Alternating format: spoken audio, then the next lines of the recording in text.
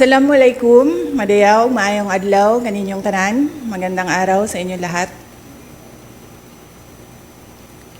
Ang edukasyon, ang sandigan ng bawat nangangarap.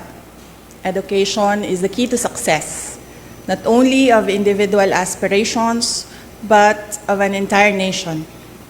As we commence preparations to embark on a new school year, we also take time to assess where we are from where we started.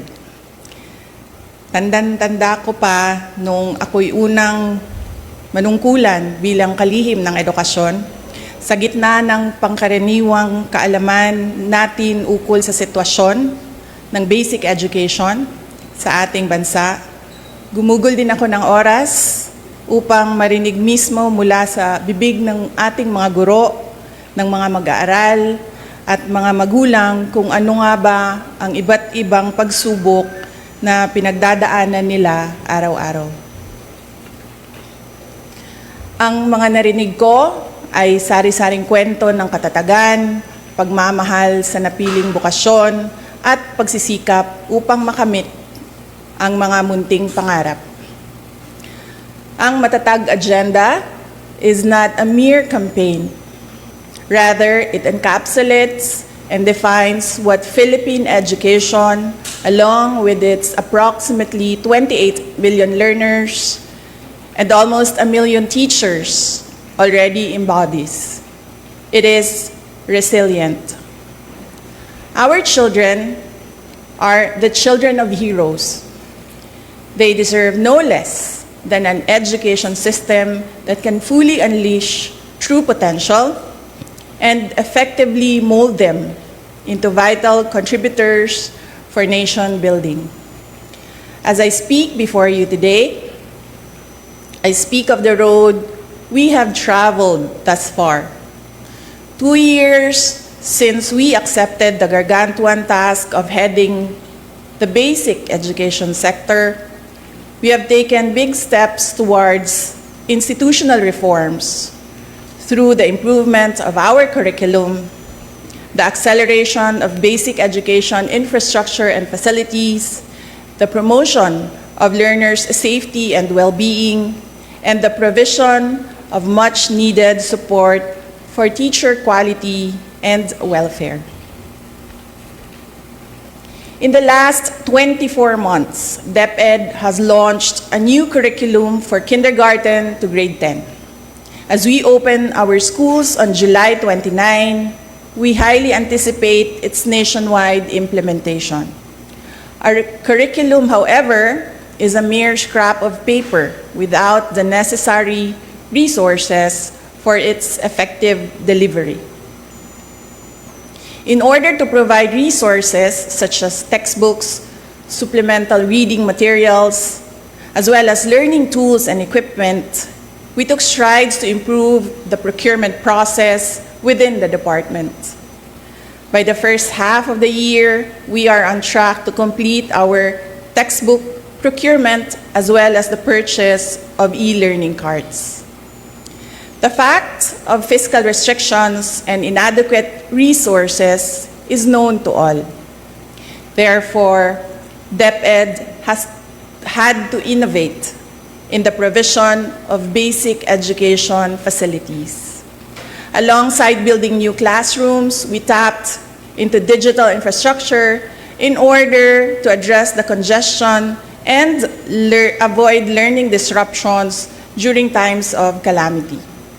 Today, an additional 2,000 last-mile schools have been given internet connections through satellites, while 305 schools have been connected through fiber internet.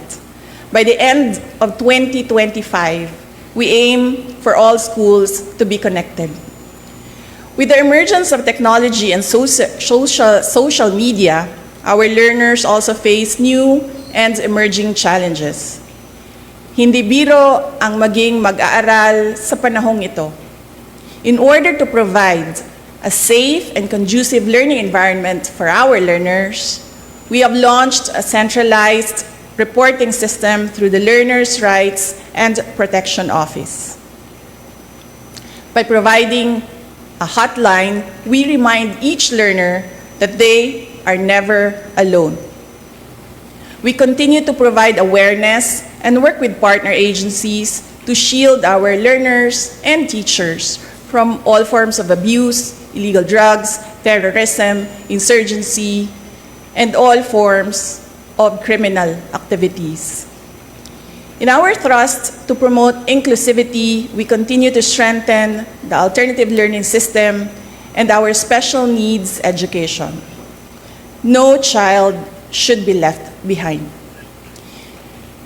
Teachers are truly the cornerstone of any education system. We have worked tirelessly to address your concerns through the National Educators Academy. We have provided avenues for teacher training and professional development. We have provided personal accident insurance to assist our teachers when they need it most. We have removed all administrative tasks to unburden our teachers, to bring them back to the classroom and to allow them to focus on teaching. We have also given our teachers their much needed rest, a 30-day, no mandatory or voluntary tasks break, which they are currently enjoying as we speak. I did not do this alone, nor do I claim to have done so.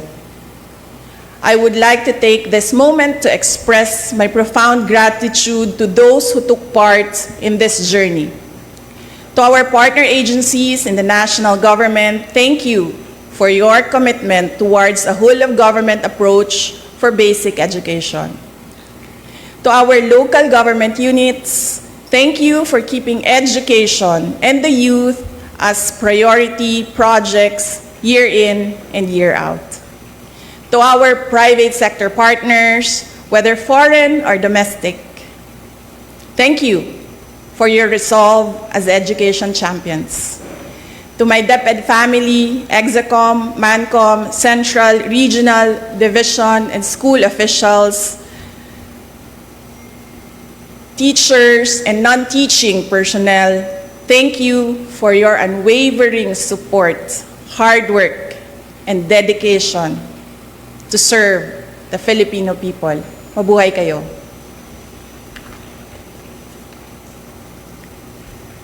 To our teachers, words can never capture how grateful the nation is for your sacrifices, for your passion, and for your unrelenting commitment to rearing the youth. Salamat sa suporta, salamat sa pagiging matatag. The nation will forever be in your debts. Sa 2 taon nating pagsasama, ang kwentong nabuo natin ay kwento ng kapit-bisig na pagtaguyod sa adhikaing maitatag ang isang bansang makabata at batang makabansa. Ngunit anumang kwento, kahit gaano kaganda, ay sadyang nagtatapos rin. Earlier today, June 19, 2024, I sought an audience with the President and tendered my resignation as the Secretary of Education effective July 19, 2024. I have given my 30-day notice to ensure the proper and orderly transition for the benefit of the next Secretary. Mga kababayan, ang aking pagbibitiw ay hindi lulan ng kahinaan, kundi dala ng tunay na malasakit para sa ating mga guro at kabataang Pilipino. Bagamat hindi ako magpapatuloy na mamamahala sa kagawaran, patuloy pa rin nating itataguyod ang kalidad ng edukasyon na nararapat para sa Pilipino. Hindi man ako ang tumatayong kalihim ng edukasyon, mananatili akong isang ina